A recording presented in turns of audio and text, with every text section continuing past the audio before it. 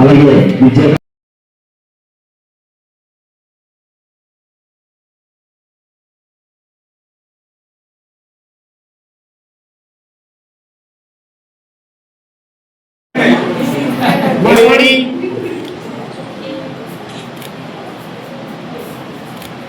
బాగుందా మీ class room? పై కూడానా?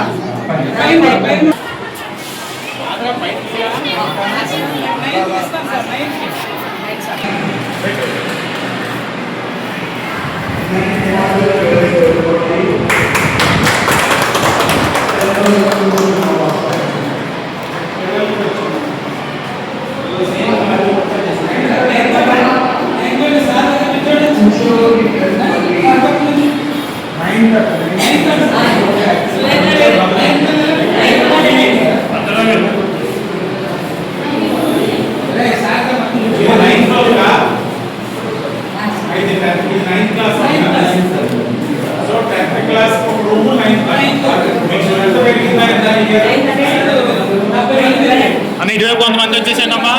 Ready sir, ready.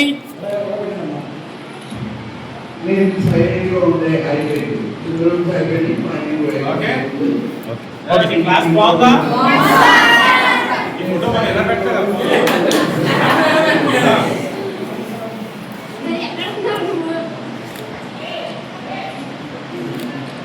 ఓకేనా? ఓకే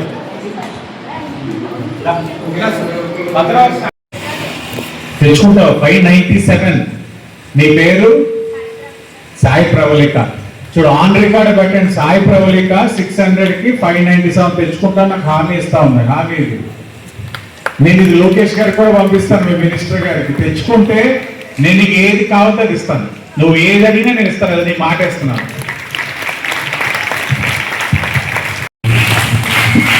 నగర శాసనసభ్యులు శ్రీ ఆదిత్య శ్రీనివాస్ గారిని సాధారణంగా స్వాగతం పలుకుతున్నాం.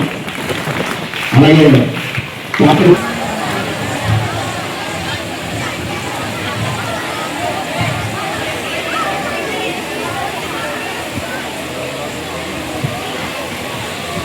చేసుకుంటేనే కదా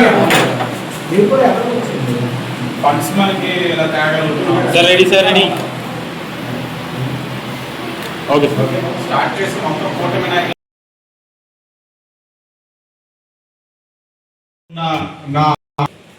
ఈ కార్యక్రమంలో పాల్పంచుకుంటా ఉన్న విద్యా సంస్థ ఉపాధ్యాయులకి, teaching and non teaching staff వారికి, మరి ముఖ్యంగా పిల్లల యొక్క తల్లిదండ్రులందరికీ కూడా నమస్కరించుకుంటూ, నా చిట్టి చెల్లెమ్మలకి, తమ్ముళ్ళకి అందరికీ కూడా బిగ్ హాయ్.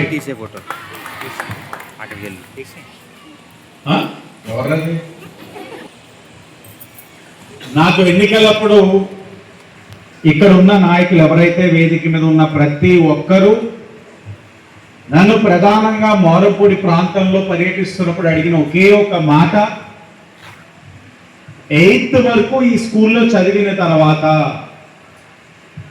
8th వరకు ఈ స్కూల్లో చదివిన తర్వాత పిల్లలు 9th కి 10th కి మోరంపూడి దాటి అవతల వైపు వెళ్తా ఉన్నారు. తల్లిదండ్రులకి చాలా కష్టంగా ఉంటా ఉంది. ఎందుకంటే ఇక్కడ అందరూ కూడా మధ్యతరగతి వారు, దిగువ మధ్యతరగతి వారు. వారు కూడా వారు పనులకి వెళ్ళాలి కాబట్టి పిల్లలు మళ్ళా అక్కడ ఆ స్కూల్లో వరకు చేర్చి, అంటే స్కూల్లోకి పంపించి, మరలా వాళ్ళు స్కూల్ అయిపోయే టైంలో నీ వెళ్ళి తీసుకురావడం చాలా ఇబ్బందికరంగా ఉంది. ఎట్టి పరిస్థితుల్లో ఇక్కడ 9th 10th మీరు తీసుకురావాలి అని నన్ను అడగడం జరిగింది. నేను అదే సమయంలో మా నాయకుల్ని అడిగాను, మరి గత 5 సంవత్సరాలు వైఎస్ఆర్ కాంగ్రెస్ పార్టీ వారు అధికారంలో ఉన్నారు కదా, వాళ్ళు ఏదో చేశారా అని అడిగారు. వాళ్ళు అడిగినప్పుడు ఒకటే అన్నారు, వారు అసలు స్కూల్కి హక్కుగా వస్తున్నారు కానీ ఒక బాధ్యతగా ఈ రోజు రాలేదు. కార్యక్రమాలు జరుగుతున్నప్పుడు వచ్చి స్పీచ్లు ఇచ్చి పోతా ఉన్నారు. వారి గురించి మనకి ఎందుకు సార్? మోరంపూడి ఎప్పుడు కూడా ప్రజలు మనల్ని ఆశీర్వదిస్తున్నారు. గతంలో వాసిరెడ్డి రాంబాబు గారిని నెగ్గించుకుంటూ వచ్చాం.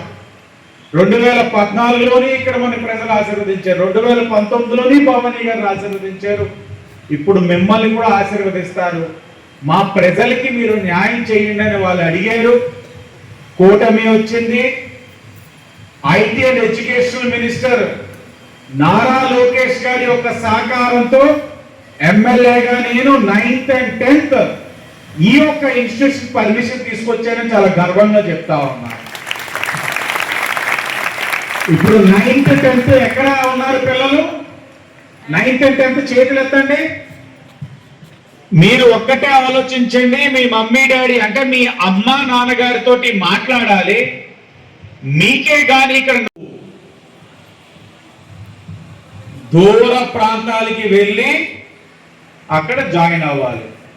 ఆ పరిస్థితులే వచ్చినప్పుడు కొంతమంది ఇక్కడ అంత దూర ప్రాంతాలకి ఎందుకు వెళ్ళి చదవడం అన్న రోజులు కూడా ఉన్నాయి. మీరు గుర్తుపెట్టుకోవాలి.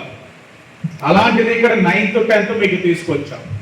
సరే, తీసుకొచ్చిన తర్వాత వెంబటనే హెచ్ఎం గారు మా నాయకులు నెక్స్ట్ మొదలు పెట్టారు. మీరు పర్మిషన్ తీసుకొచ్చారు కానీ ఇక్కడ క్లాస్ రూమ్స్ లేవు, ఏం చేయాలి?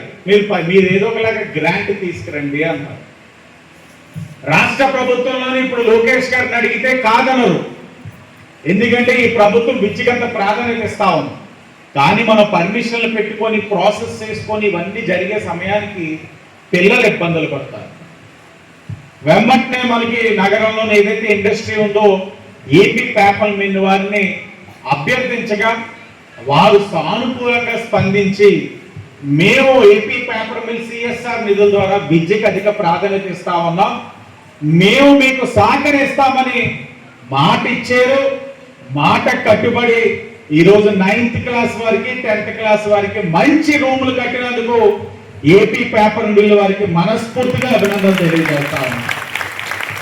రూమ్స్ కట్టడమే కాదు, ఈరోజు 9th and 10th క్లాస్ వాళ్ళకి బెంచెస్, మీకు కావాల్సిన ఇన్ఫ్రాస్ట్రక్చర్ కూడా ఇచ్చింది పేపర్ మిల్, తీసుకొచ్చింది మీ ఎమ్మెల్యేని. ఈరోజు నేను చాలా గర్వంగా చెప్తా ఉన్నాను మీ అందరికీ.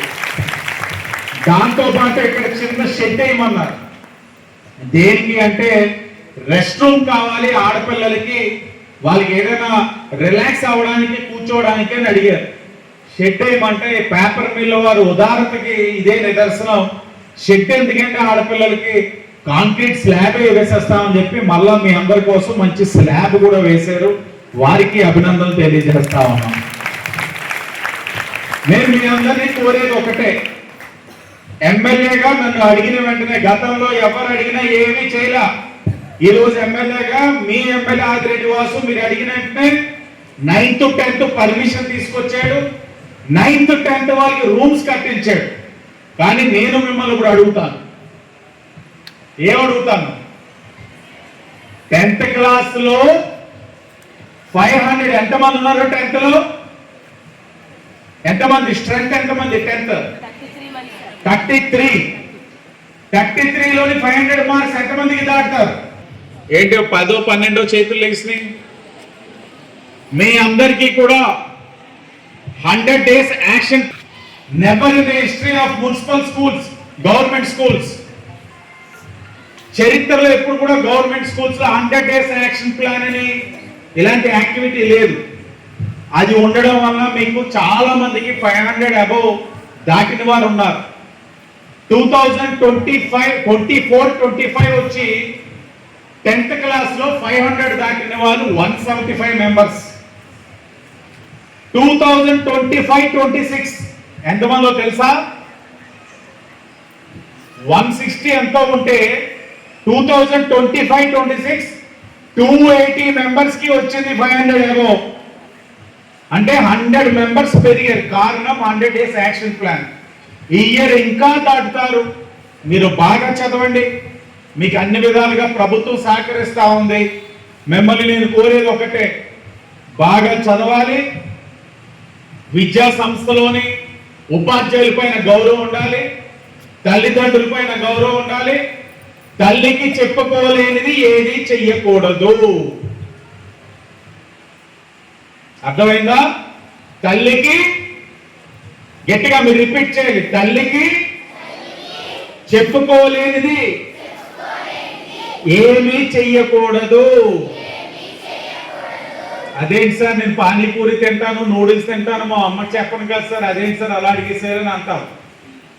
పానీపూరి నూడిల్స్ వరకు ఓకే, దానికి మించి ఏది చేసినా తల్లిదండ్రులకి చెప్పాలి. రేపు నువ్వు చేసేది ఏదైనా, ఈరోజు పానీపూరి తిన్నా రేపు మీ అమ్మ దగ్గరికి వెళ్ళి గట్టిగా అడిగితే అమ్మ పానీపూరి తిన్నానని చెప్పచ్చు.